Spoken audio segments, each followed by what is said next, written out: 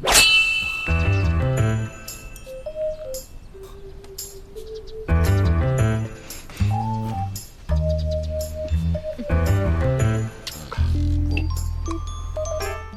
तुम्हारा मतलब है कि ये डिशेस अच्छी नहीं थी, इसका स्वाद भी अच्छा नहीं है और ये डिशेस परफेक्ट भी नहीं है।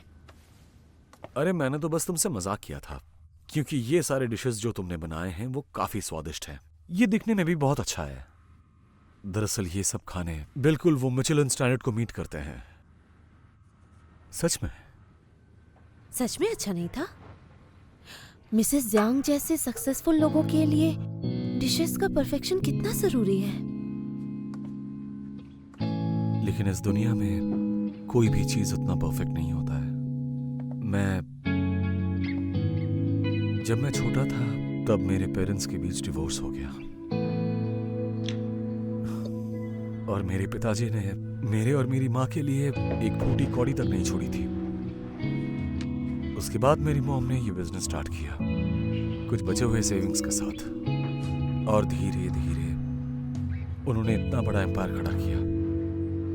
और अब इतने सालों बाद ज़ेंगज़ोंग ग्रुप उनकी काबिलियत की वजह से सक्सेसफुल है। सबने उनका ये सक्सेस जरूर देखा, लेकिन किसी ने उनका वो दुख नहीं देखा। कितने मुश्किलों को सहने के बाद आज वो इस मुकाम पर है, इतनी सक्सेसफुल है। ये आसान नहीं है, इसीलिए सक्सेसफुल होने के लिए क्राइसिस जरूरी है और तकलीफ भी। इंसान होने के नाते कोई भी परफेक्ट नहीं है। मुझे नहीं पता था तुम्हारी मॉम ने इतना सहा है। इसे बनाने में कितनी भी मेहनत की हो, अगर इसमें वो स्वाद ना रहे तो ये इंसानों का दिल छू नहीं पाएगा। ये मेहनत बेकार हो जाएगी। अब शायद समझ आ रहा है मुझे। तुमसे इतना ही कहना था।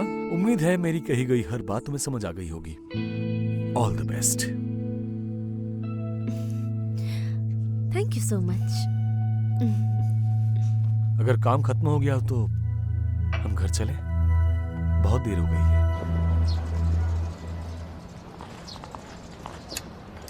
बॉस, मेरी बात सुनिए। यहाँ के घर बहुत पुराने हैं और शोर शराबा भी बहुत ज्यादा है। आप यहाँ सो नहीं पाएंगे।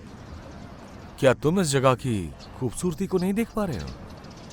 यहाँ रहने वाला हर इंसान बहुत ही सीधा साधा है। मुझे ये बिल्कुल भी नहीं लगा, बल्कि अगर मैं यहाँ रहता तो मुझे लगता कि कब मैं यहाँ से निकलूंगा, और हर एक कोशिश करता यहाँ से निकलने के लिए। ये बहुत ही पुराना है। सही कहा तुमने। शायद यहाँ के इंफ्रास्ट्रक्चर सही नहीं है, फिर भी हम एडजस्ट कर सकते हैं। ये काफी आसान है, बस तुम्हें अपना मन बनाना होगा। नहीं, इसकी कोई जरूरत नहीं है। मुझे इस तरह के माहौल में डर लगता है। मुझे तो आपका वो विला बहुत पसंद है। डेडवुड। आम आदमी। ठीक है, ये मुझे दो। कोड तो याद है ना? आपका जन्मदिन, मैं वो कभी नहीं भूलूंगा। मैं ऊपर जाकर काट देता हूँ तुम्हें। मैं ऊपर से काट डाल दूंगा, आप चिंता मत कीजिए। आप बस यहाँ एंजॉय कीजिए। याद दिला दूँ, ज़्यादा दिन मत रहिएगा। चेयरमैन जल्द ही वापस आएंगे, तो उनसे पहले आप वापस आइएगा। जब तक पॉसिबल हो। ठीक है, बाद में मिलते हैं। अगर कुछ भी चाहिए तो मुझे फ़ोन कीजिएगा। जाइए।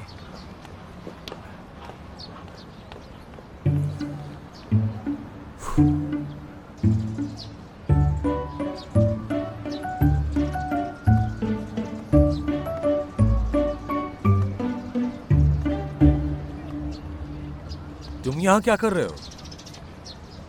मिस्टर लू, आप वापस आ गए। अजीब इत्तेफाक है ना कि हम फिर से मिल गए। तो आप क्या यहाँ खाना खाने आए हैं?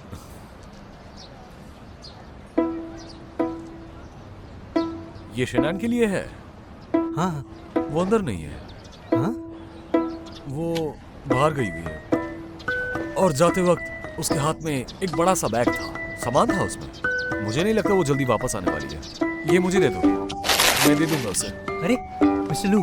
ज़िकियान। शनान, तुम यहाँ क्या कर रहे हो? तुम बाहर गई थी ना? बाहर गई थी? हाँ? नहीं तो, बस थोड़ी बीमार थी तो छुट्टी ले ली। किसने कहा तुमसे?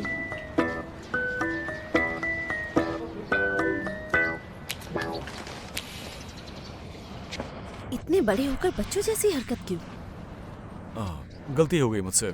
दरअसल मैंने इसे देखा था एक बड़े बैग को लेकर यहाँ से जाते हुए उस तरफ, और कुछ भी, वो ज़ांग आंटी थी। क्या आंटी ये पहनती है? हाँ, कुछ भी। मैं विनेगर खरीद कर आती हूँ। वो ऊपर जा रहा है, मैं भी जा रहा हूँ।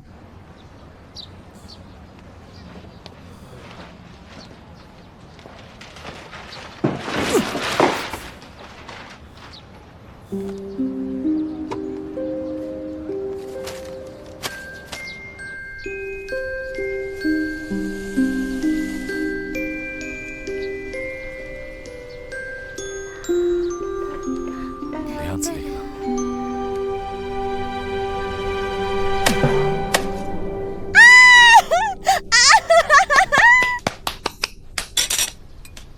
अब इसे काटती हूँ।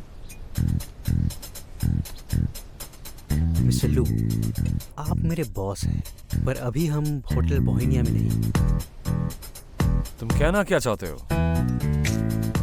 शनान और मैं एक साथ बड़े हुए हैं, एक साथ। ये सब पहले की बातें हैं। अब बस मैं हूँ शनान की लाइफ में। क्या आप हमेशा उसके पड़ोसी बने रहेंगे?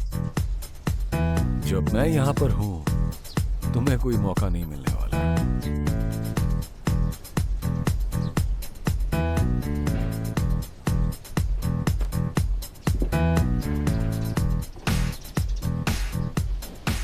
वैसे तुम दोनों देख क्यों एक दूसरे को? खाते हैं।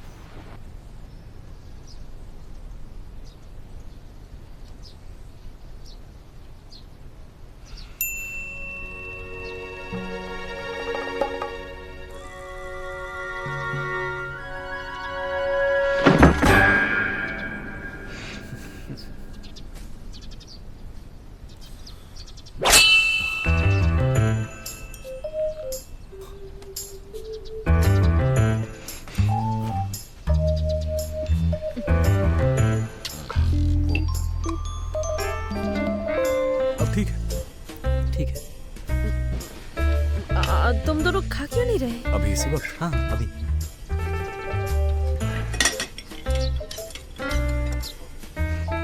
तुम ये ट्राई करो। अरे क्या कर रहे हो? दरअसल हमें सेम पीस ऑफ केक चाहिए, जो पीस तुमने मेरे लिए काटा था। तुम नाइफ और फोर्क से केक खाते हो, लेकिन इसका मजा तो बस हाथों से आता है। मैं एक बड़ी बाइट लेता हूँ। बड़ी बाइट।